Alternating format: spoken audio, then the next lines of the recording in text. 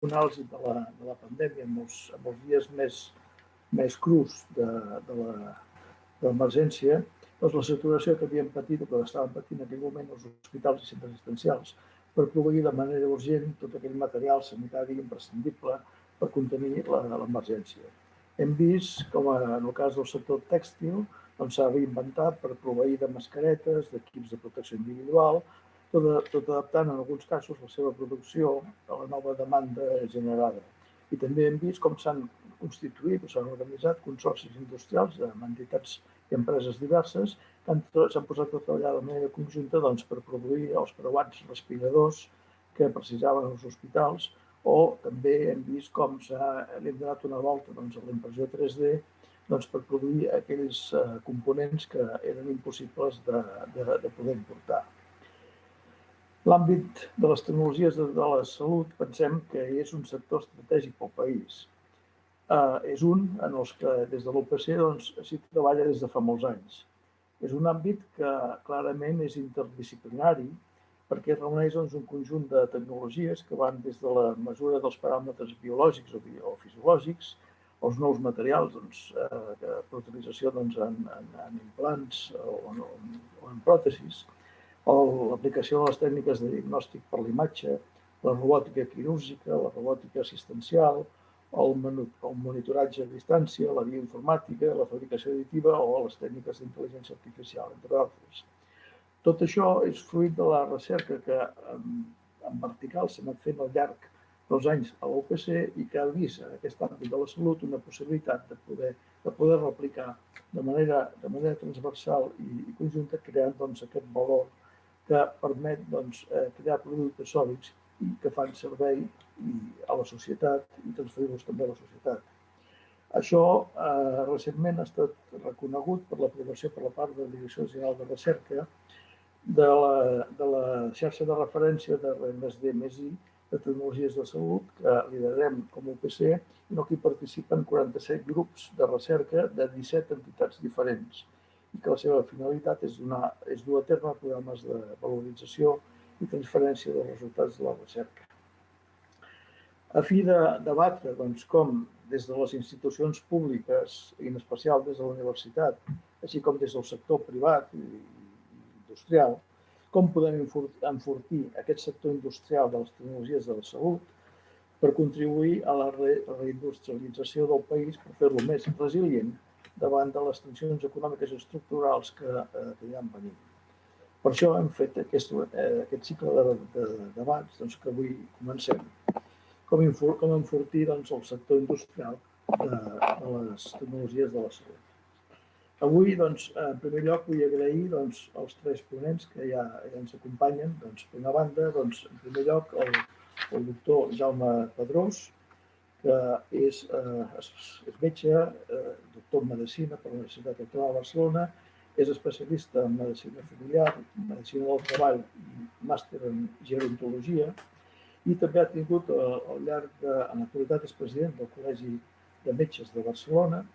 Per tant, és una persona que coneix perfectament totes les vicissituds de primera mà que s'han patit en aquests darrers mesos. I, per altra banda, també té un perfil, una trajectòria política, ha estat diputat en el Parlament i va ser impulsor, entre altres, de la llei d'Ordenació Sanitària de Catalunya o també de la creació de l'Institut Català de Voluntariat. I també va ser cofundador del primer banc d'aliments de l'Estat. També, des del 2014, és president del Col·legi de Metges, del qual també ha estat secretari i vicepresident primer, i té com a guardó la medalla Trueta al mèrit sanitari, atorgada per la Generalitat el 2016, i la Creu de Sant Jordi el 2017. Ens acompanya també la senyora Matilde Villarroya, que és directora general d'Indústria del Departament d'Empresa i Coneixement de la Generalitat. Ella és enginyera industrial per l'Escola Tècnica Superior d'Enginyeria Industrial de Barcelona, de l'UPC, i és doctora en Economia i Empresa per la Universitat Ramon Rovira i Virgili. També té una llarga experiència empresarial en el sector privat, temes de consultories, i és també professor, és universitari, és professora titular del Departament de Gestió d'Empreses de la Universitat Rovira i Virgínia. I des del 7 de juny de 2018, ja farà 2 anys, és directora general d'Indústria de la Generalitat. I per últim ens acompanya el senyor Albert Gallart, que és director general del grup Pulso. El grup Pulso inclou entre 3 àrees d'activitat, que són Pulso Ediciones, del que ell és director general des de l'any 1999, que està destinat a la formació. També inclou com a empresa Medical Guard, que és dedicada a la telemedicina i a programes de suport a pacients pel tractament d'enfermetats cròniques, i l'empresa Sanicom, que està orientada a serveis de consultoria per ens en termes de salut, d'estar adreçat a les administracions i als professionals i als pacients.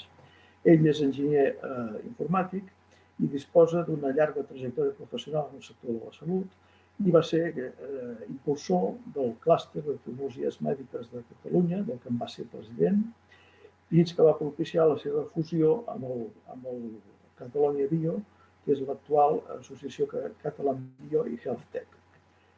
Per tant, té un bon coneixement del sector industrial. Jo, sense una mica per dir com organitzarem o com farem aquest debat, la idea és, a partir d'unes qüestions, plantejaments inicials que formularé cadascú dels tres ponents, lliurement farem aquí un debat. I llavors a les persones resistents els pregaré que qualsevol qüestió o pregunta que la facin per xat i al final de la sessió llavors procediríem a fer aquestes preguntes. Jo quasi per començar li demanaria al doctor Pedrós que es fes potser una primera valoració de com ha vist, havent estat a peu de canó d'aquesta pandèmia, totes aquestes iniciatives que ens han anat sortint del sector públic i privat per intentar proveir d'aquest equipament necessari que en el moment més àlgid de la crisi, de la pandèmia, es va començar a produir. Aquí podem parlar dels ventiladors, de les mascaretes i de tots aquests productes. Endavant, Jaume. Molt bé, moltíssimes gràcies, Jordi, per la presentació. Aprofito, si em permeteu, per enviar-li una abraçada ben gran a la teva dona, que havíem estudiat junts al COU fa 3 dies. Fa 3 dies. Bé, escolteu, moltíssimes gràcies per aquesta invitació. Aviam, jo no sé, com que hem estat protagonistes efectivament d'aquesta pandèmia que encara no s'ha acabat. Encara que el debat mediàtic i polític doni la sensació de que, com que aquesta onada és evident que està remitint, doncs dona la sensació de que el tema sanitari ja no és important, no? És important el rastreig d'aquests casos que eventualment poden haver-hi per poder saber i confirmar si el virus està present, quina agressivitat té, quines possibilitats de contagi té. Això és el que serà les properes setmanes i els propers mesos.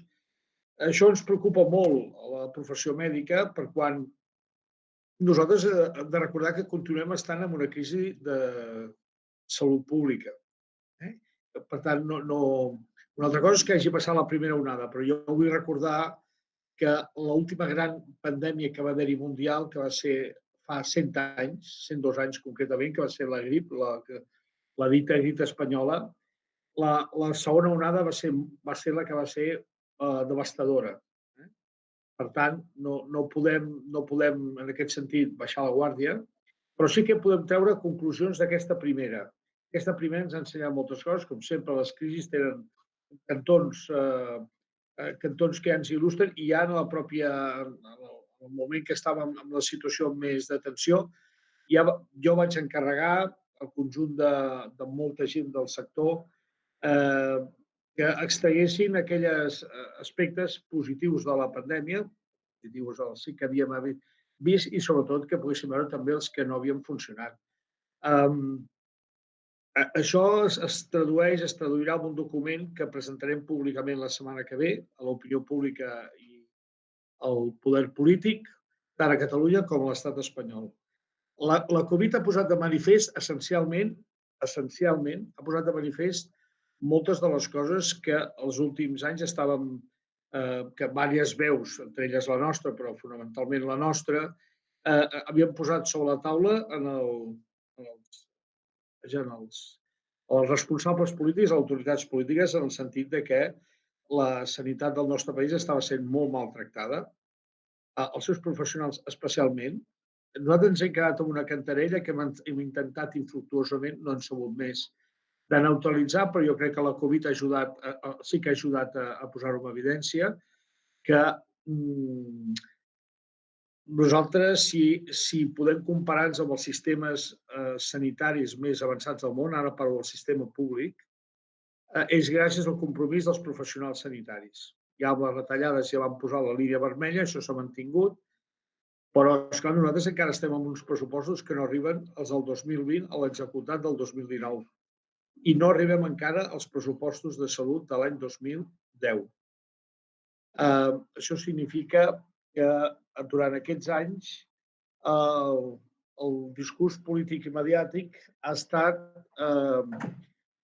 quedar-se satisfet amb la cantarella que tenim el millor sistema sanitari del món, però que ningú se n'ha cuidat que això, així com altres països han invertit i de manera poderosa amb estratègies per fer-lo sostenible, el nostre país ens hem entretingut amb un debat estèril sobre la titularitat de qui prestava els serveis. Un tipus de debat que ha paralitzat, ens ha paralitzat i, sobretot, el que ha fet és que hagi continuat una situació de maltractament dels professionals. Jo us haig de dir que, clar, jo no soc sindicalista i el Col·legi de Metges no cridarà a fer vagues perquè ni és la seva funció. Però jo us haig de dir que tenim situació de precarietat. Nosaltres tenim metges formats, com sabeu, fabricar un metge són 10 anys, amb un procés selectiu molt gran, amb una formació molt exigent de pregrau i de postgrau, amb uns professionals que se situen al mercat del treball grans, majoritàriament dones. Tenim situació de precarietat, de temporalitat, amb uns sous que ronden 1.200, 1.500 euros al mes. Aquests són els professionals que estaven a primera línia, amb sous d'adjunts sense guàrdies que se'n van, no arriben als 2.500 euros. Podem dir, no, és que a fora hi ha molta gent que passa fred, i és veritat. I per això, quan hem reclamat davant de les autoritats polítiques la necessitat d'invertir en salut, sempre hem posat les reivindicacions laborals en darrer terme. A nosaltres ens preocupa la inversió en sanitat, en equipaments, i sobretot ens preocupa el model d'organització. La Covid ha posat de manifest que, primer, que tenim el sistema sanitari molt maltractat, molt mal finançat, dissenyat per una realitat sociodemogràfica que era la dècada dels 80, una població a Catalunya, com a Europa, com a Espanya, que era d'una determinada manera, i estem en el 2020 amb una realitat molt diferent i estem continuant treballant de la mateixa manera que treballàvem fa 30 anys. I fa molt temps que estem dient que això ha de canviar. Nosaltres tenim una realitat d'una societat molt envellida, amb molta prevalència de malaltia crònica, com tota Europa, però no hem d'oblidar que Catalunya és el país del món amb l'esperança de vida més alta del planeta. I, per tant, una prevalència de molta gent gran, molta gent amb pluripatologia, que necessita un abordatge que segurament no ha d'estar tan centralitzada en l'hospital, sinó en el reforçament de l'àmbit comunitari.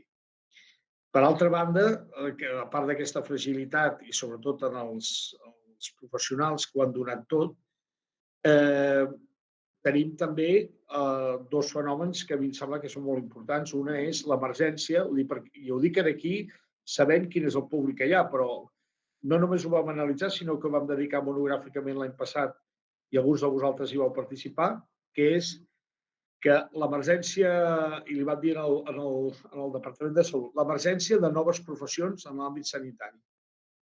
Nosaltres calculem que a finals de la dècada que estem, el tercer grup més important de professionals no seran els metges ni seran les infermeres, sinó que seran els professionals que estan al voltant d'això de les biomedicines, biotecnologies, les enginyeries mèdiques. Si tu entra el quiròfano, amb un qualsevol quiròfano en aquest moment, no dic la meitat, però una tercera part de la gent que corre per allà no són professionals sanitaris a l'uso, ni tan sols professionals que hagin compartit, que hagin estat aixoplugats amb el que es diu ciències de la salut. Aquest és un element que ens preocupa en positiu, no en positiu, ha estat un repte i era un dels projectes que teníem precisament sobre la taula de fer conjuntament amb el Col·legi d'Enginyers, d'establir un àmbit associatiu organitzat, molt vinculat al Col·legi de Metges, perquè entenem que el sistema, que hauríem d'intentar compartir al màxim el sistema de valors. Nosaltres sabeu que el codi de valors nostre està molt regit per un codi d'ontologia que ens dona capacitat reguladora i sancionadora en el col·legi, és a dir, nosaltres podem, perdoneu, a l'extrem, podem inhabilitar professionals per l'exercici professional, per exercir s'ha d'estar col·legiat, i ho fem, però a part d'això és que una de les garanties del sistema sanitari, que ho explico, està precisament el codi de valors que inspira l'actuació dels professionals sanitaris. Aquest és un element que estava latent, que l'estàvem treballant i que jo crec que la Covid ha posat més de manifest la necessitat d'aprofundir en el desenvolupament d'aquesta línia de col·laboració estreta. Per altra banda, també la Covid ha posat de manifest que el nostre sistema, a part de la fragilitat per començar a funcionar, perquè ara, sapigueu, nosaltres tenim els professionals en aquest moment cansats físicament, emocionalment i psíquicament. El que hem passat, la gent no s'ho pot imaginar. Jo el reportatge de TV3 va fer una pinzelladeta. Però jo a la meva vida professional soc fill de metge, mai havia vist el patiment que han passat els meus companys i companyes. Mai havia vist veure plorar companys i companyes que sabent l'agressivitat que tenia, sobretot al començament del virus, s'hi van posar davant sense tenir els mitjans de protecció. Per tant, l'experiència ha estat molt dura, intensa, ha estat molt intensa. Jo diria intensa i dura, però evidentment això segur que hi ha un abans i un després. Alguns ens han fet més vells, en tots els sentits. I, esclar, ara hi ha una mena de pressió de que s'ha de recuperar l'activitat que vam deixar de fer. Penseu que tot el sistema sanitari va deixar de fer, pràcticament excepte el que era urgent o era imprescindible, va deixar el que estava fent per dedicar-se a la Covid. I aquesta gent que ha estat aplaudida durant mesos, setmanes, cada dia, a les 8 del vespre, és la mateixa gent que segurament serà xiulada o denunciada ara perquè la seva pròtesi resulta que es demora 6 o 8 mesos, perquè els seus gerents l'apreten perquè l'activitat s'ha de recuperar o perquè simplement l'ambient dels partits polítics de l'oposició demanen que s'ha d'eixugar la llista d'espera. Per tant, de tot això és el que jo per això aquests dies m'heu vist especialment actiu i bel·ligerant per advertir al conjunt de la classe política que si el sistema sanitari no... És a dir, que els polítics no són receptius en el seu conjunt a la necessitat de transformació, de refundació, de reconstrucció del sistema sanitari, es produirà una revolta, no perquè la convoqui jo, sinó perquè el malestar en aquest moment és gran. És gran tant en el públic, també us podria dir, en el privat.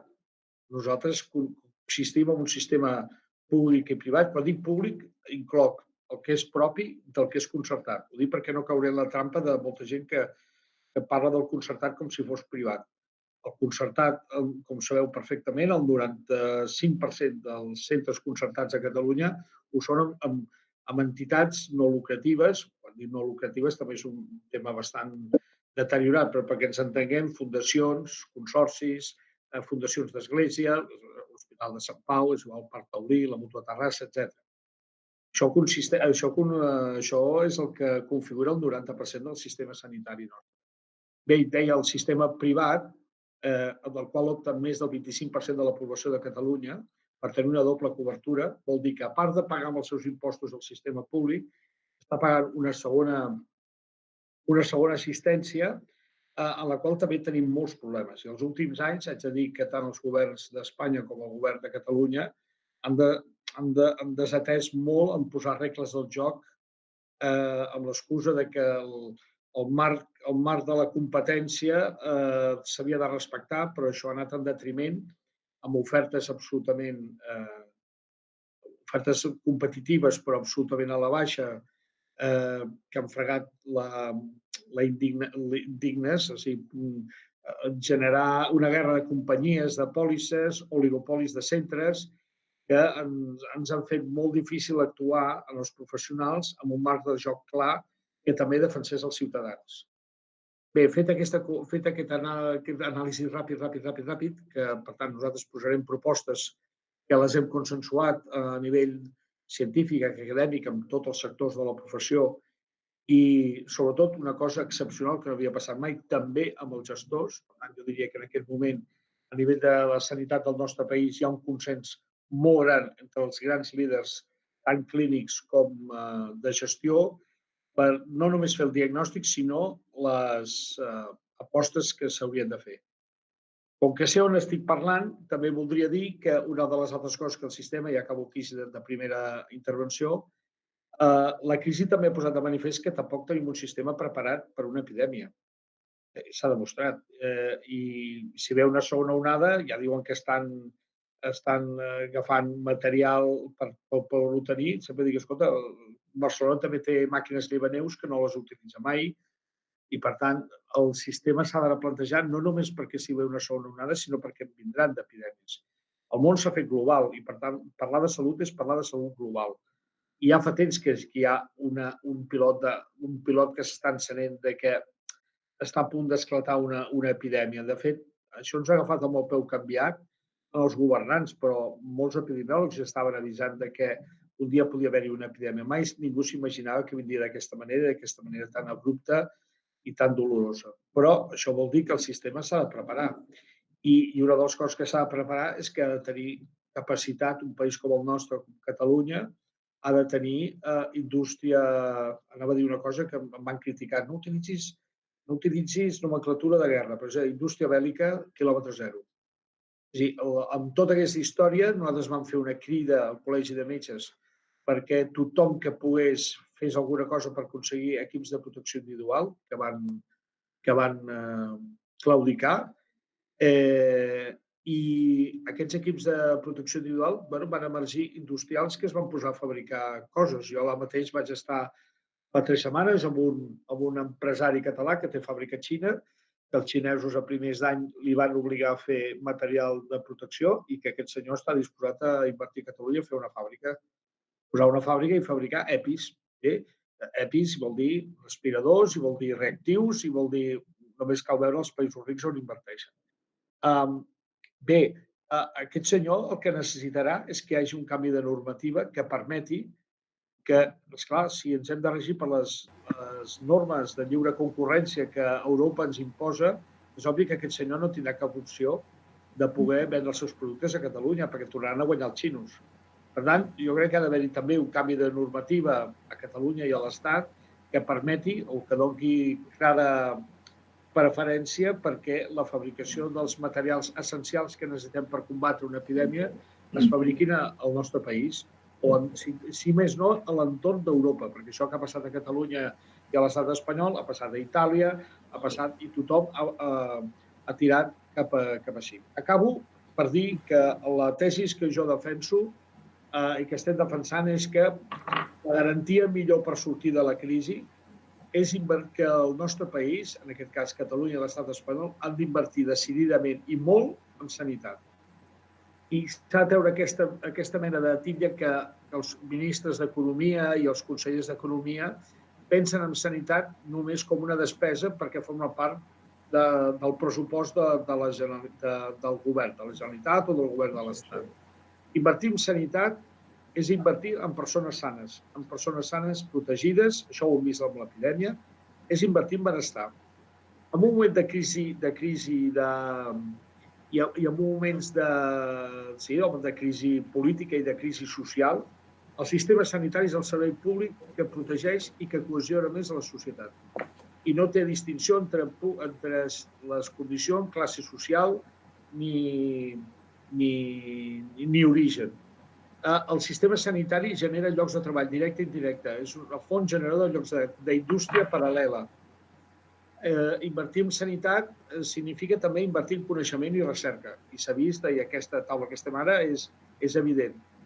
Tota la innovació que ara es pugui aplicar, si s'inverteix en sanitat, i Barcelona i Catalunya estan en una posició especialment bona per poder-ho fer, això és generador de coneixement aplicable, translacional directament al benestar de les persones. I per últim, volia dir que una cosa no tangible, però igualment important, que és que el sistema sanitari, aquí per això és molt important que els professionals no estrictament sanitaris, però que treballen amb els professionals sanitaris, és a dir, els enginyers, els biotecnòlegs, els bioestadistes, els biomèdics, puguin compartir aquest sistema de valors perquè els metges, les infermeres, ens regim per un codi d'ètica que situa la persona en el centre de la nostra actuació. Això també defineix no només un model de sistema sanitari, sinó un model de societat. D'acord. Moltes gràcies, Jaume. Prenc nota de moltes de les coses que has dit, però en especial aquesta d'aquestes noves professions, que penso que aquí, com UPC, doncs, hi tenim coses a fer. Jo crec que has donat peu a la intervenció ara de la Directora General d'Indústria, la Matilde Villarroya, perquè precisament amb el que has comentat, en aquest àmbit de les tecnologies mèdiques hem trobat que és un àmbit que és força singular, perquè aglutina tant dissenyadors, fabricants, els pacients, el personal mèdic i sanitari, l'administració i els gestors, i tots ells amb rols ben diferents. Llavors hem vist que moltes d'aquestes iniciatives que s'han anat sortint aquests dies de fabricar productes han de passar per un filtre, per un sedàs amb una legislació molt restrictiva i proteccionista que hauríem de mirar de com solucionar-ho perquè no sigui un fre, sinó que sigui al contrari, un esporanador per posar-ho en marxa. També recentment s'ha aprovat el Pacte Nacional per la Societat del Coneixement, que aquí també el que es vol és, a través dels centres tecnològics en especial, i aquí també faig referència als centres tècnics de les universitats, que són els que d'alguna manera fem la transferència cap a les empreses, en col·laboració també amb Eurecat, hauríem a veure com podem fer o quina és la teva visió de com hauríem d'actuar per gestionar tot això i enfortir-nos des d'aquest punt de vista industrial com a país. Bé, moltes gràcies.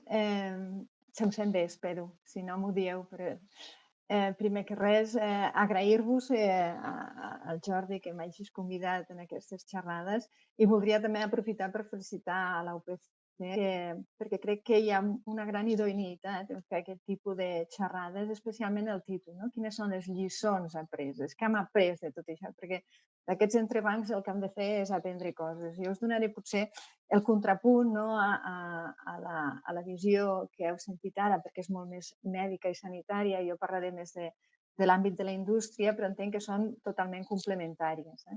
I en aquest sentit, també m'agradaria ficar en relleu que, malgrat el que hi ha moltes institucions que ja estaven fent la feina molt abans de que ara tothom parlés de la necessitat de focalitzar-nos en les ciències mèdiques, en la digitalització. Doncs aquí, per exemple, l'UPC, abans ho ha comentat el Jordi, teniu la xarxa de referència de RDI, en la que participen 47 grups de recerca de 17 entitats diferents, i ja fa temps que esteu treballant en tot això. Llavors, una mica, a mi m'agradaria organitzar aquesta xerrada, que serà breu perquè crec que també estarà molt bé que poguéssim respondre les preguntes, però una mica parlar de quins han sigut els efectes del Covid-19 en l'economia industrial del nostre país. D'altra banda, una mica quines són les estratègies que han adoptat fins ara el govern i que teníem per fer front a aquesta postpandèmia. I després també parlar una mica, ja entrar en matèria parlant de la importància de la indústria de les tecnologies mèdiques, que crec que és molta, i les necessitats d'enfortir-les, com bé diu el títol d'aquesta xerrada, i una mica acabar amb quines són les lliçons que nosaltres hem après, no? I que hauríem de ser capaços de crear mesures estratègiques per donar-los continuïtat. No? Començaré parlant molt breument de l'impacte, perquè la majoria de vosaltres ja esteu al cas, no? Però ha estat un impacte sense precedents en l'economia i en la indústria del país. Esteu sentint contínuament les referències en les notícies de que tenim més de 97.000 expedients de regulació temporal d'ocupació, que afecta més de 700.000 persones. Per tant, això representa més del 20% del total dels ocupats de Catalunya i la xifra augmenta. La gran majoria d'aquests afectats són del sector serveis, amb un 81,2% dels ERTOs, però hem d'entendre que aquí hi ha molt de servei a la indústria, per tant, la indústria es veu afectada i, òbviament, hi ha sectors en els quals l'impacte ha sigut molt gran. Després hi entraré. Entre els principals organismes ja estan parlant de xifres. No? Per exemple, el Fons Monetari Internacional ja preveu que 170 països entraran en recessió en el 2020. I a Catalunya, per exemple, les previsions no són massa satisfactòries. En aquest sentit, el PIB català caurà un 7,6% en el 2020, l'atur s'enfilarà fins al 17,1% i les exportacions caurien entre un 15 i un 16%. A qual cosa això ens perjudica moltíssim, perquè, com sabeu, som una economia oberta al món i en la qual les exportacions també tenen un paper molt rellevant. Precisament en els sectors que més afectació es veu són el sector de l'automoció.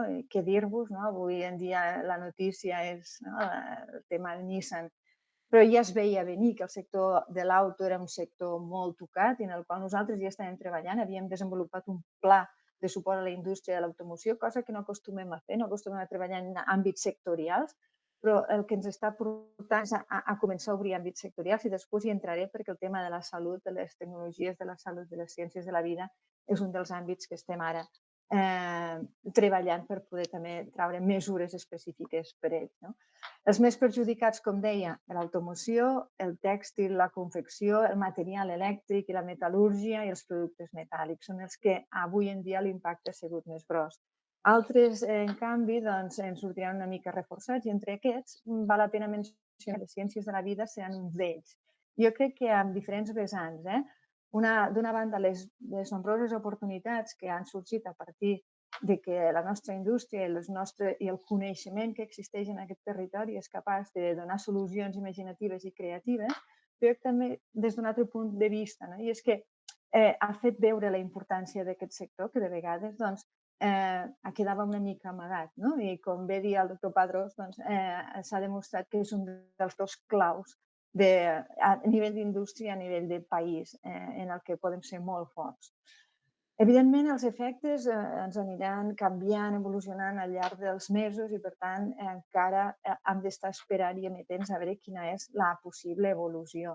Però el que ens estan dient els experts és que segurament alguns sectors sí que es podran recuperar a finals d'aquest any 2020, però altres s'hi portarà temps. Estem parlant d'hostaleria, turisme, 2020-2022 fins i tot es podran encara notar els efectes. No obstant això, jo també m'agrada veure sempre el got ple, mig ple, i en aquest sentit hem de veure també alguns aspectes positius que ens ha portat aquesta situació. I en aquest sentit m'agradaria parlar d'una banda del retorn a la proximitat. O sigui, hi ha una aposta clara per recuperar els proveïdors locals, el quilòmetre zero, el local, tot el que és l'oferta interna. D'altra banda, la reindustrialització, jo crec que també s'ha posat de manifest que aquells països que tenen una indústria forta són aquells que més ràpidament se'n sortiran d'aquesta crisi. I jo crec que això ha sigut un punt a favor d'aquesta indústria per tal de posar recursos, perquè el doctor Padrós es queixava també dels recursos que hi ha a salut, si m'ho permeten, jo també em queixaré una mica dels recursos escassos que existeixen en l'àmbit d'empresa.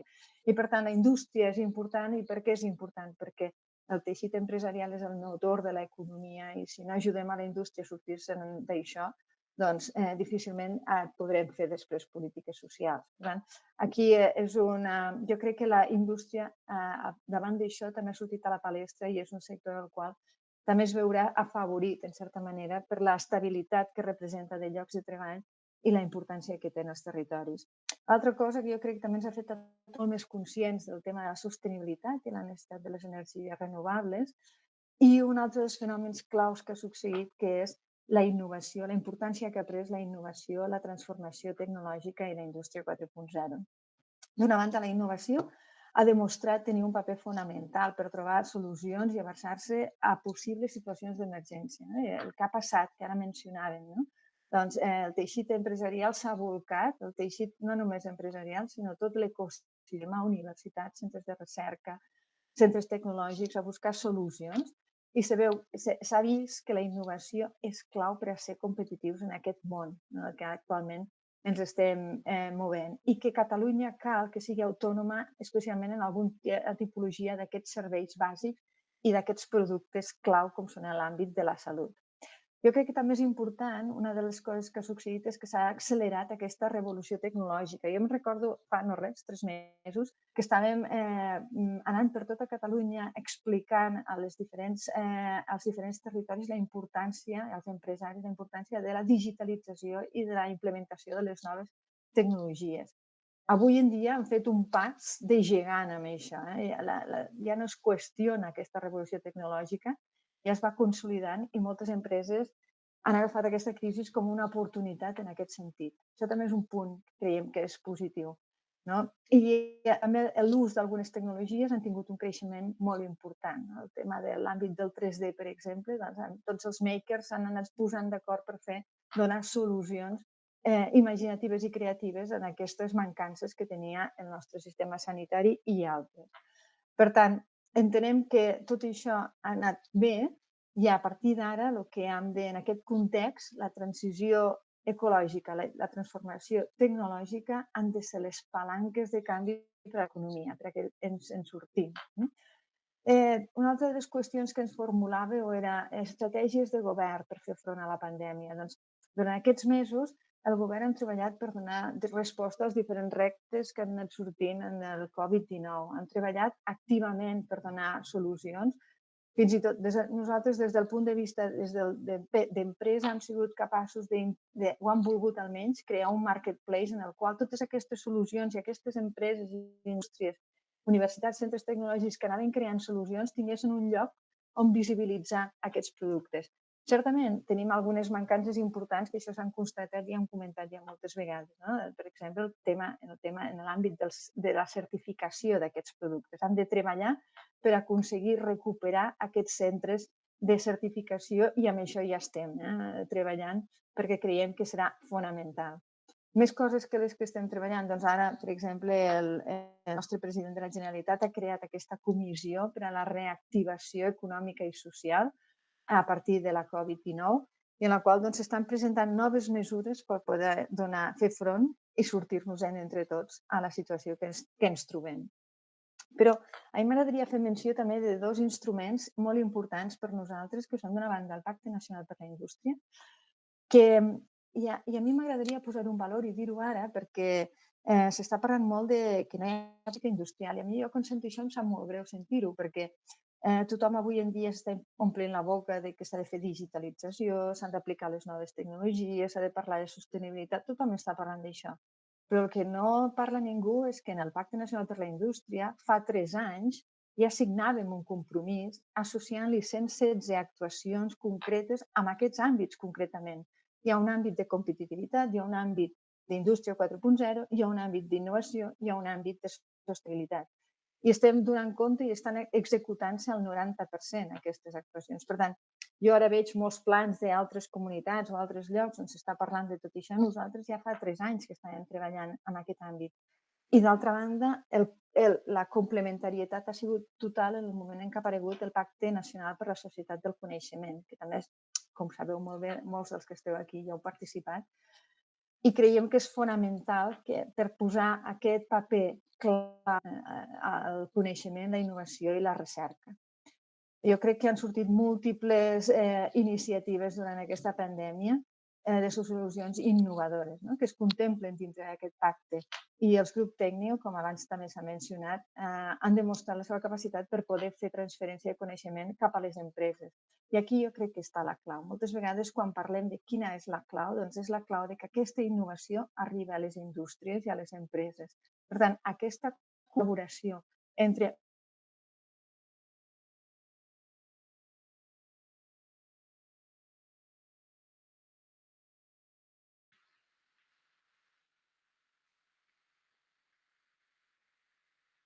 Jordi, jo diria que s'ha tallat, no? Sí, s'ha tallat la Matilde s'ha tallat. Mentre recuperem, la trucarem, potser que continuem amb Albert. Jo el que volia... Matilde, em sents? No, Matilde s'ha tallat.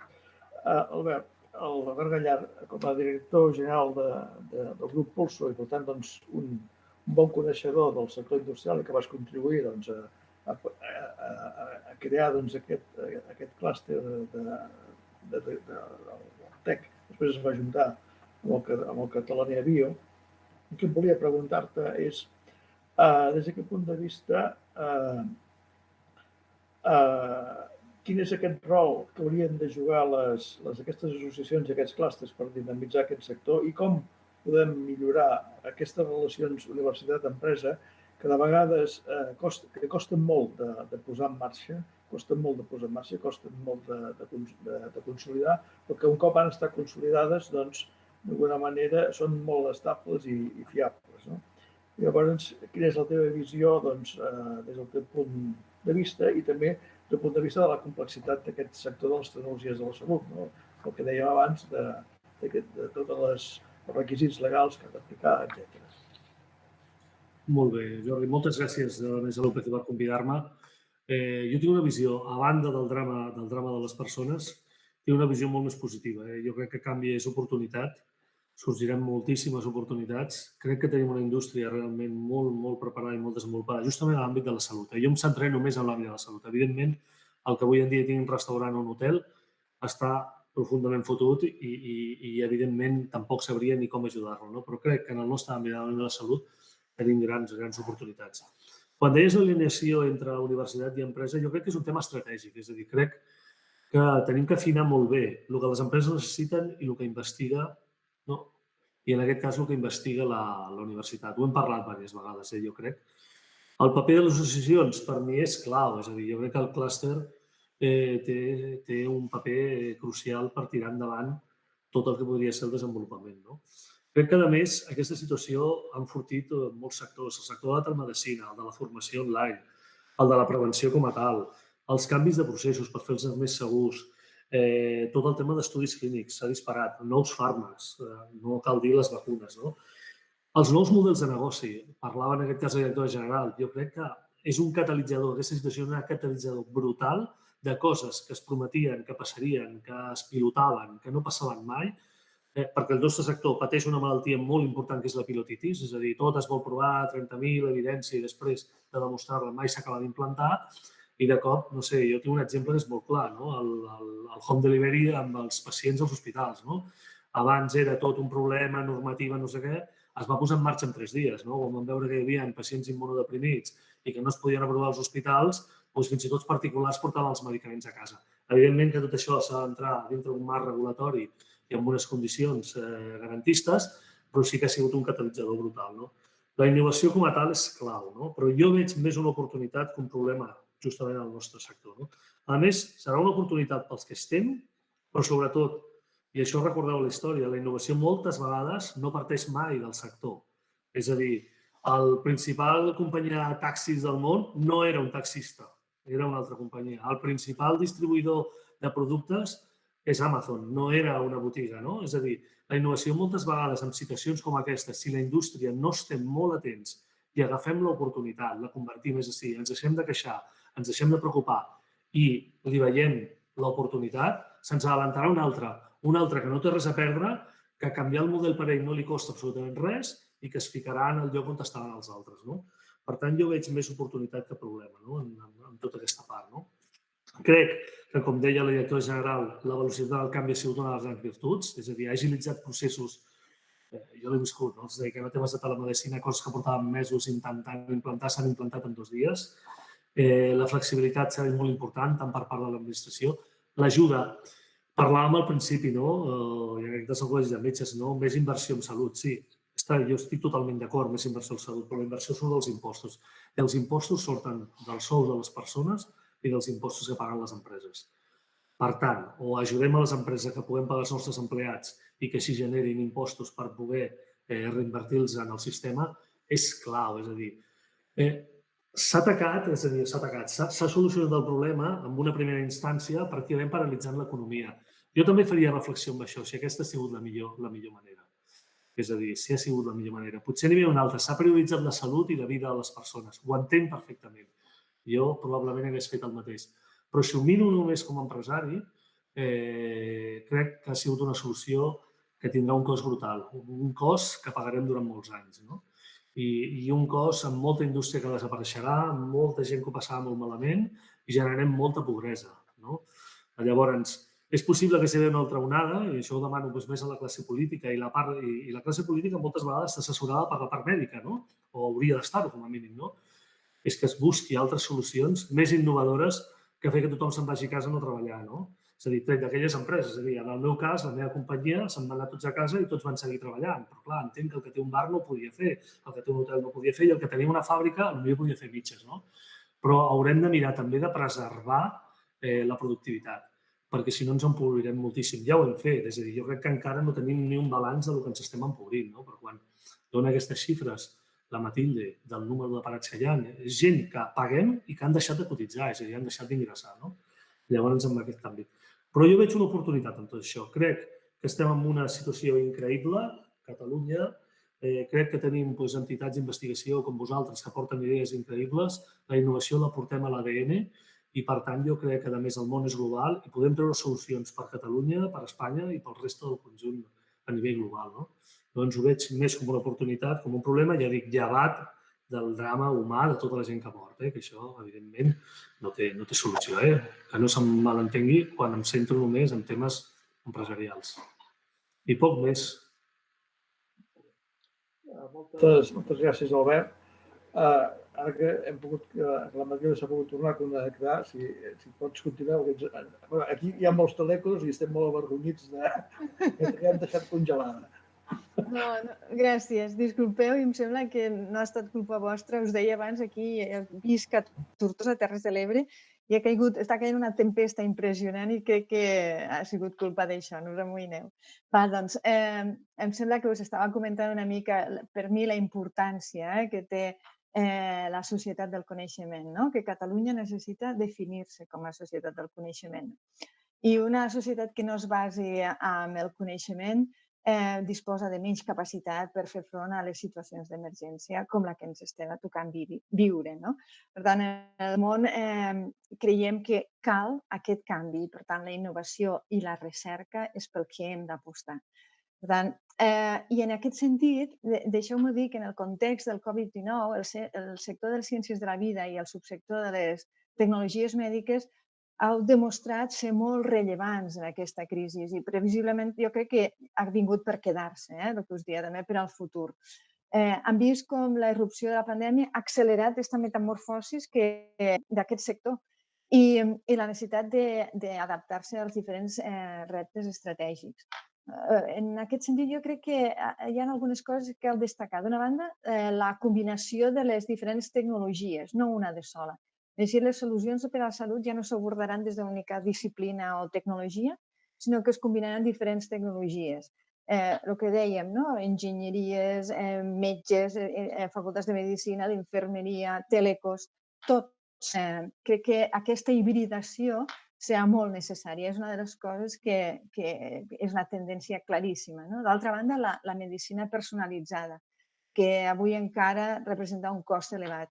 I una altra cosa que crec que és molt important que és aquesta transformació digital. Els models de recerca, desenvolupament, de producció i de venda de productes de la salut avui en dia està afrontant una revolució digital. I d'igual manera, jo crec que la relació entre metge i pacient i aquest empoderament també dels pacients s'hi veu reflectit amb aquesta transformació digital. Jo crec que molts de nosaltres ja no voldrem baixar d'aquesta transformació digital. Per tant, cal aprofitar-ho.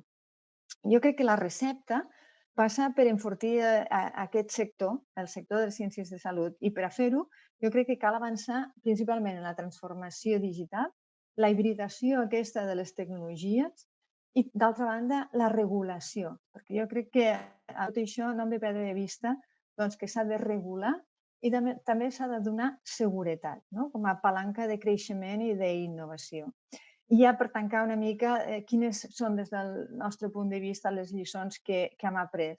Doncs la primera lliçó i clau és apostar per la transformació digital i la indústria 4.0 i donar suport a aquestes indústries que són tan innovadores, tan creatives i que tenen aquesta capacitat per donar solucions a aquest tipus de problemes. I altres lliçons que detectem, una necessitat clara per apostar per la ciència. Aquesta relació entre teixit empresarial i coneixement i universitats i recerca jo crec que és clau. És el que s'ha volgut mostrar en el Pacte Nacional per la Societat del Coneixement, però encara ho hem de baixar més avall, hem de fer actuacions molt més concretes, perquè sense ciència no podrem innovar. I si no innovem, no ens en sortirem. Per tant, la innovació és la clau. D'altra banda, jo crec també una necessitat clara, una aposta clara per la sostenibilitat i l'economia circular. I un altre punt que jo crec que s'ha posat de manifest claríssimament amb aquesta pandèmia, que és la necessitat de retornar les cadenes de producció més a prop dels centres de decisió. I aquí és on la nostra indústria i aquesta indústria de les tecnologies de la salut jo crec que té un paper molt rellevant. I també les administracions, el que fa referència a compra pública innovadora, de cara en aquestes empreses i en aquests centres que estan fent aquesta innovació. I res més, reservo ja per si voleu comentar alguna cosa més, però jo crec que deixar clar que sense innovació i sense recerca i sense el coneixement no podrem ser mai un país com el que volem. Molt bé, moltes gràcies als tres. Jo crec que la paraula que ha sortit aquí una mica denominador comú de tot ha sigut la innovació, perquè aquí quan hem comentat que feia falta aquesta indústria de quilòmetre zero, indústria bèl·lica de quilòmetre zero, que feia falta fer una inversió en equipaments hospitalaris i sanitaris, a part, evidentment, del reconeixement d'aquests professionals de la salut que tant costa de formar i que s'han de preservar, i també la necessitat aquesta de treballar aquesta hibridació que deies, que realment estem en un món totalment multidisciplinar, que ningú ja no pot treballar sol i aïllat, sinó que tothom ha de treballar en equip, en col·laboració, i això és el que jo diria que és potser la gran lliçó d'aquesta pandèmia, el treballar frec a frec, col·laborant amb cadascú dels seus àmbits de coneixement. I després, evidentment, el que comentava el Jaume, aquest codi de valors. Aquest codi de valors no ha de ser només exclusiu de l'àmbit de la professió mèdica, sinó també de les enginyeries.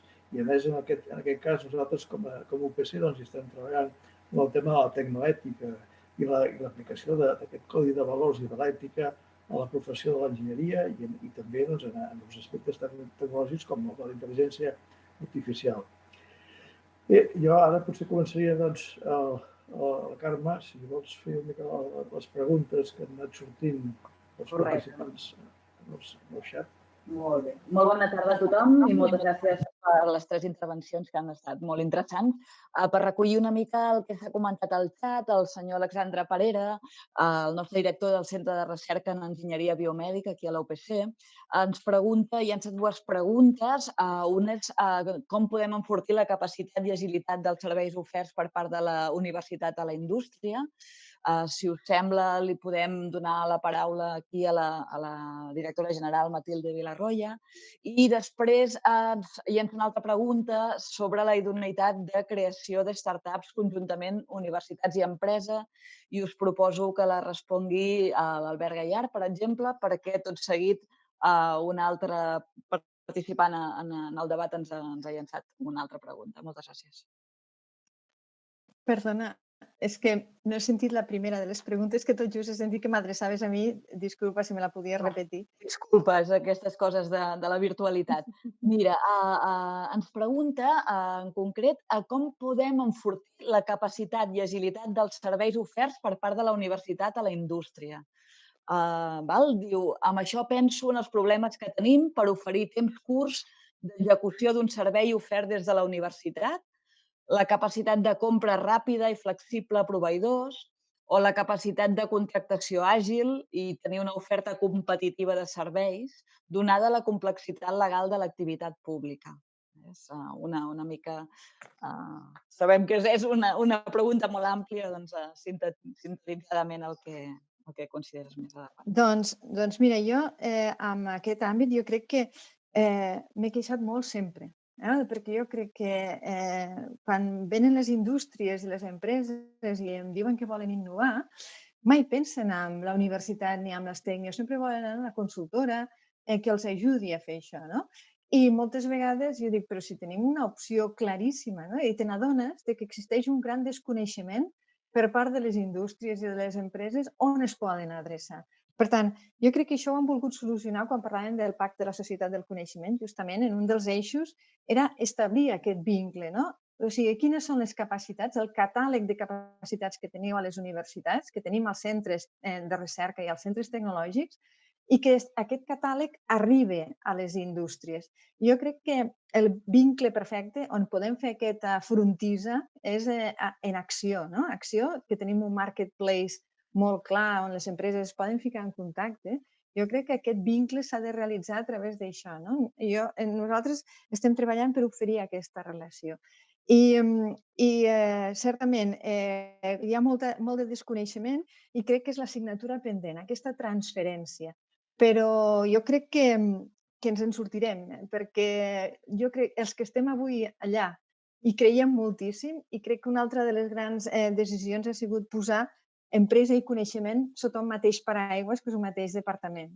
I això ens ajuda a parlar-nos i a poder a trobar punts de trobada que al final revertiran en positiu per a la indústria i per a la universitat i per a la recerca. Moltíssimes Jo gràcies. sobre aquest tema, si em permeteu, jo també voldria dir alguna cosa sobre aquest tema. Jo crec que està molt bé tot el que ha explicat la Matilde, el subscric 100%, però jo crec que també hem de fer l'esforç des de la societat civil, ho dic perquè jo conec experiències que ha hagut aproximacions fetes des d'una vessant interdisciplinar que han funcionat. Per exemple, amb el tema dels respiradors per taurí, l'experiència amb la universitat i diversos estaments de professions diferents ha estat exitós. I depèn molt de si subratllem lideratges i, sobretot, fent professions que acabarem treballant conjuntament, el tenir instruments, quan dic instruments, instruments associatius.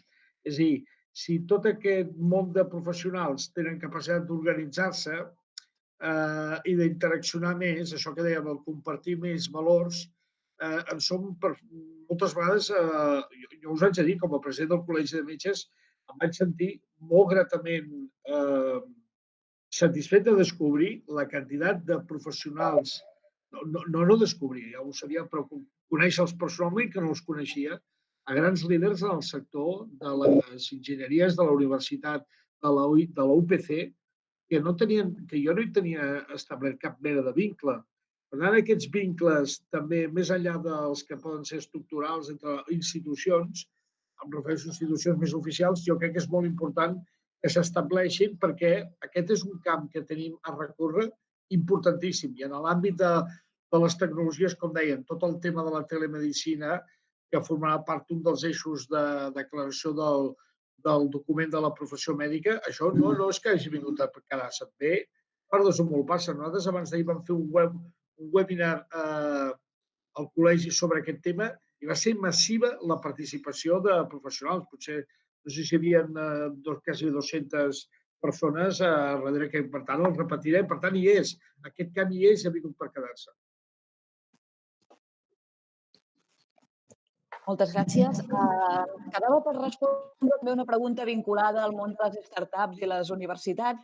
que, si us sembla, podem demanar-li a l'Albert Gallars quina opinió en té. En particular, el senyor Parera demanava si creieu adient proposar una plataforma de creació de startups conjuntament universitat-empresa especialitzada en tecnologies de salut.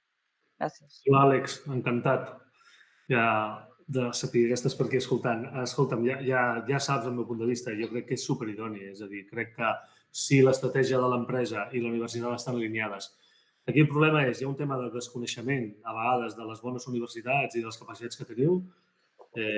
Jo en soc conscient, perquè a més col·laboro amb una universitat força, crec que hi ha grans oportunitats.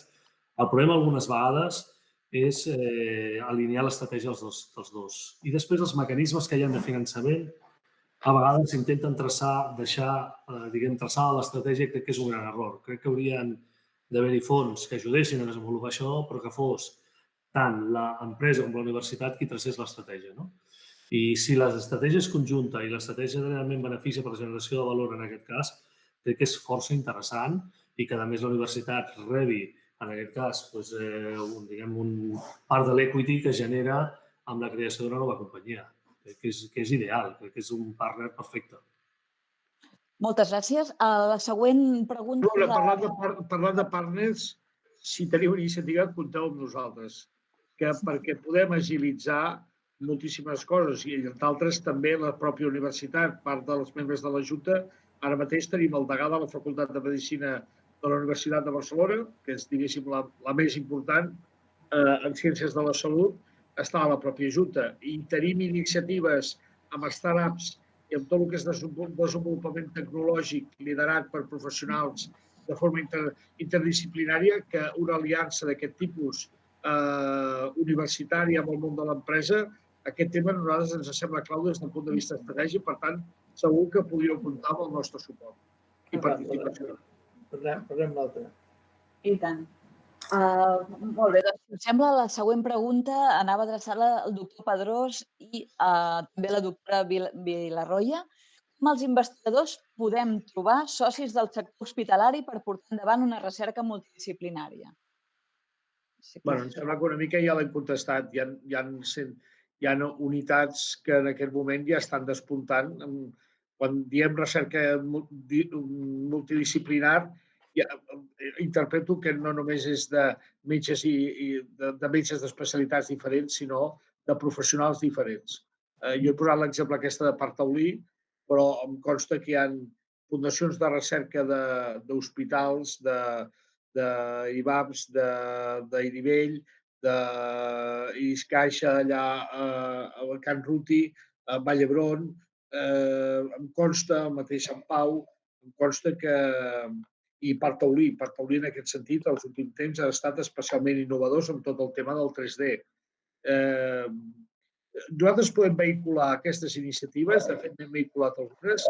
Us haig de dir que com a col·legi de metges amb la institució que, diguéssim, no mèdica, que tenim una relació més propera amb algunes iniciatives que, per exemple, la recepta electrònica que existeix al sistema sanitari català és una innovació feta pel Col·legi de Metges amb el Col·legi d'Enginyers i que s'ha extès a tot el conjunt de l'estat espanyol. I sabeu que en aquest tema ha estat una innovació que ha passat per davant del conjunt dels països europeus. I tenim altres projectes entremig que en aquest sentit poden reforçar molt el paper aquest que voleu. Per tant, escolta, nosaltres som capaços, però tenim limitacions, no ho coneixem tot. Jo crec que quan més sumem, el win-to-win jo crec que és l'estratègia. Per tant, molt d'acord. Fantàstic. No sé si la Matilde volia afegir alguna proposta. Bé, pràcticament també me sumo a la resposta, però jo crec que hi ha força institucions que ja estan fent aquest maridatge entre diferents titulacions i posant en contacte entre investigadors i empresaris per tal de dur a terme aquest tipus d'iniciatives. Per exemple, la Fundació Altai em consta que també ho està fent i ho està fent especialment en l'àmbit del 3D, però també Biocat, per exemple, a nivell ja més institucional, també està treballant amb això. O sigui que jo crec que existeixen i jo crec que a través també del nostre Departament d'Empresa i Coneixement, si algú vol adreçar-se, també podíem dirigir-lo cap a alguna d'aquestes iniciatives. Moltes gràcies. El senyor Joan Cabestany ens demana com es transformen els serveis perquè realment arribin de manera adequada als usuaris de la nova sanitat i dels seus serveis. Ens pregunta, és possible pensar en recórrer un camí eficient cap a la integració efectiva sociosanitària? No sé qui s'atreveix a...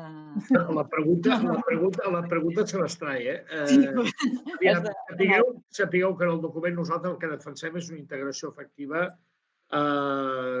social i sanitària, que sempre ha estat un debat. Catalunya amb aquest tema havia estat sempre molt innovadora. El tema del debat de la Covid, com que la mort i mortalitat s'ha situat molt en l'aspecte de gent gran i especialment hi ha hagut, com sabeu, en algun àmbit residencial. Però això no ha estat exclusiu només de Catalunya. Hi veu que Suècia tenia unes dades molt bones i se li han esgarrat una mica també per l'àmbit residencial. No? És obvi que nosaltres teníem un perfil de persones... Això és una discussió que necessita molts agents, necessita molta sinceritat, està ple de mines, està ple d'hipocresies, hipocresies individuals, hipocresies institucionals, polítiques, socials i familiars, Edu, que fan que ara, en aquest moment, en calent, sigui molt difícil, sense dades, poder fer un debat amb tranquil·litat. Però, si ara em preguntéssiu, jo que m'he dedicat molts anys a aquest àmbit, jo crec que la integració social i sanitària, que a més s'ha fet d'alguna manera per decret, en el cas de la Generalitat, que això passi a ser auspiciat des de Sanitat, això ha vingut per quedar-se, això jo crec que no és reversible. Per tant, aquesta és una bona notícia. I la segona és que s'ha de fer un debat amb tranquil·litat, és on han de viure els nostres vells. Si nosaltres no reforcem l'atenció primària, tant sanitària com la comunitària, aquesta gent gran no podran viure a casa seva, els que puguin viure, els que estiguin en condicions per poder viure. És obvi que part dels problemes que tenim a urgències o els col·lapses estacionals o no estacionals amb serveis sanitaris hospitalaris té a veure amb la manca de contenció dels serveis comunitaris no sanitaris, perquè, clar, si tens una persona, un senyor gran amb 80 anys que viu sol i fa una bronquitis aguda, aquest senyor no tindrà ningú que el pugui cuidar si no hi ha uns serveis comunitaris efectius i, per tant, serà un senyor que acabarà sent carn de canó de l'hospital. Quan es parlava, per exemple, en tot el tema del Covid, qui havia d'anar a l'hospital i qui no havia d'anar a l'hospital, té molt a veure amb això. Nosaltres tenim una població envellida gràcies a les polítiques de salut de moltíssimes dècades i tenim una prevalència de pacients crònics amb pluripatologia molt gran que amb la llei de dependència ha fet que aquest ideal de residència com a espai social substitutori de la llar ha passat a la història. Ara el que tenim és moltíssima gent gran amb molta patologia i, per tant, vol dir que aquest espai ideal de residencial necessita una intervenció sanitària. Però és obvi que no podem convertir aquests espais de llar en hospitals, ni per raons de costos ni tampoc per d'idoneïtat. Jo crec que hem de poder donar confortabilitat a aquestes persones i, sobretot, quan les situacions ja són molt avançades des del punt de vista de generació, perquè hi ha malalties més prevalents neurodegeneratives o de malalties avançades, hem de procurar una qualitat de vida i de confort que permeti un final de vida digne.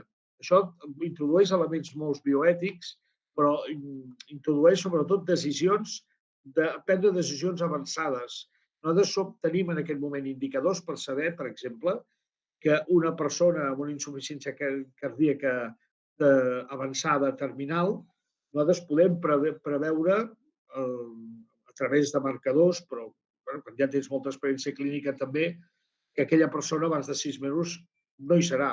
Per tant, el que no té sentit és que aquesta persona acabi sent carn de canó 2 i 3 vegades ingressada en un servei d'urgències hospitalari, utilitzant malament els recursos inadequadament i fent que el final de vida acabi sent indigne. Per tant, tots aquests debats que tenen a veure molt des del punt de vista estructural i també conceptual, també tenen un trasfons des del punt de vista bioètic, també molt important. Per això jo insistia, no a propòsit d'aquest tema, ja acabo aquí, sinó de l'altre, que hem de procurar espais de trobada entre els professionals estrictament sanitaris i aquests que provenen de les enginyeries i d'altres branques que no són estrictament sanitaris però que treballen al sistema sanitari perquè el sistema de codi de valors, a l'hora de dissenyar equipaments, a l'hora de dissenyar espais, a l'hora de prendre decisions o tecnologies, els principis bioètics estiguin inspirant cada una d'aquestes actuacions. Perdoneu una cosa, només per afegir, perquè no sé si la pregunta era més genèrica i jo crec que una cosa molt important és que trobem models de negoci per als nous serveis. És clau, és a dir, les coses que perduren tenen model de negoci. Les que no doncs, acaben com un pilot o acaben com una experiència de prova. No? Llavors, crec que és clau que en aquest cas la sanitat, un gran contractador és l'administració pública. L'administració haurà de veure tots aquests nous serveis que apareixin, com els pot dotar pressupostàriament, com els pot pagar, és a dir, se li aboca un canvi molt important, no? Ja hi havia problemes abans amb les televisites que es parlava, els gerents dels hospitals, si es pagaven, no es pagaven, o com es pagaven, o de quina manera. Clar, tots aquests nous serveis que apareixeran i que poden complementar perfectament, dotant de molta més seguretat als pacients i en tot l'àmbit, s'hauran de trobar models de negocis sostenibles, en aquest cas pels proveïdors, ja siguin públics o privats, però models de negocis. No? Doncs crec que és clau, perquè és una de les coses que en el nostre sector per mi és un dels problemes, no? Molts serveis que proposes, que a tothom li encanten, tothom troba que és genial i quan aixeques la mà per preguntar qui paga, tothom fuig i ningú diu que ningú, no? Sí, perquè a més, al tenir una medicina tan social, que crec que és per lo que hem d'apostar, el ciutadà pensa que té que ser 100% gratis sempre, no? Llavors, és molt complex treure models més B2C, no? És a dir, al final donen per fet que amb els seus impostos tot això està inclòs, que tot té que estar pagat, i, per tant, generar nous models de negoci és molt complicat. Per tant, s'haurà de treballar també molt en aquesta línia. Perfecte. El debat està sent tan interessant que el xat comença a treure fum i, a més, s'interrelacionen entre ells, cosa que és fantàstica. No? Quan la Mireia de la Rúbia ens comentava que gràcies a les paraules de la senyora Vilarroya trobava interessant recordar que la coordinació entre la xarxa de referència de tecnologies mèdiques i la xarxa de referències d'indústria 4.0 són una bona forma de connectar-nos. I després li responia per aquí baix a l'Alexandra Parera, també, que teníem relacions de coordinació i, per tant, ja s'estan establint aquí ponts interessants entre els nostres participants. Tenim també una altra pregunta del senyor Ramon Pallàs, adreçada al doctor Pedrós, si no ho interpreto malament, d'una definició acurada de les especificacions dels productes. Si pot reduir la competència sense incomplir cap normativa. No sé, doctor Pedrós, o el senyor Pallàs, que em corregeix. Sí, sé moltes coses, però tant no, ho haig de confessar. No, aquest tema no estava preparat. Molt bé, doncs seguim amb l'Enric Carrera, que ens diu que pot certificar que Acció i Tecnio són una molt bona eina per articular la col·laboració universitat-empresa i ell parla pel sector tèxtil. Per tant, un altre bon exemple que avui tenim entre els nostres seguidors d'aquest cicle. Molt bé, doncs sembla que no tenim més aportacions pel xat i, per tant, passo la paraula al vicerector Jordi Batet. Bé, doncs, moltes gràcies a tots els ponents. Realment, penso que ha sigut un debat molt enriquidor i també gràcies a l'assistència de totes les persones que han seguit aquest debat. Estem ara en 44 i només que hi havia 50 i escaig. I bé, jo simplement crec que ens hem d'apuntar això. Cal en aquests espais de trobada entre aquests sectors i penso, estic totalment d'acord amb el que deies, que aquest codi de valors, aquest codi de bioètica l'hem d'aplicar en tots els sectors, tecnòlegs inclosos. No? I res, jo simplement dir-vos que la propera setmana tractarem un dels temes que també s'ha apuntat aquí, que és el de la telemedicina, i l'altre, en qual tanquem el cicle, tractarem el tema de la teleassistència, especialment pensant en la gent gran. No? Són les dues coses que ha apuntat també el doctor Pedrós aquí. I res més, jo per la meva part agrair-vos a tots l'assistència i això que nosaltres com a UPC tenim la voluntat de servir al país i que la nostra vocació tecnològica no té sentit si no la podem fer arribar a la societat, que és la que ens paga, és la que a través dels impostos que, com deia l'Albert, paguen les persones i paguen les empreses, ens permet finançar la recerca i tenim la nostra obligació de retornar això a la societat. Res més, moltes gràcies. Acabar una cosa... Moltíssimes gràcies. Ha estat un honor i a la vostra disposició sempre. Moltes gràcies a tothom. Passarem la gravació de tota la sessió a totes les persones inscrites i, evidentment, a tots els ponents als qui volem donar les gràcies de nou. Moltíssimes gràcies. Moltes Gràcies a gràcies. tothom. Un plaer. Adéu, un plaer. Adéu.